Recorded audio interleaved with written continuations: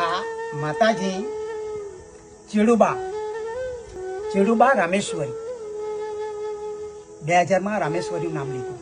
ચેડુબા રામેશ્વરી એ માતાજી એક પથ્થરની શિલા હતી આ રીતે. તો એને કુળદેવી તરીકે બેસાડેલી. એ કુળદેવી તરીકે બેસાડનારા મરાઠા લોકો એટલે મરાઠી.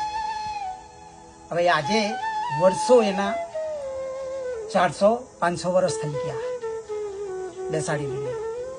પણ એની પૂજા પાઠ આદિવાસીઓ કરતા હતા.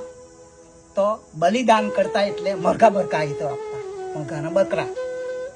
હવે જ્યારે એણે મને 2000 દર્શન આપ્યા કે હું તો કુળદેવી છે, બામણ દેવી છે, મને મરઘા બકરાની બલિદાનની જોઈએ.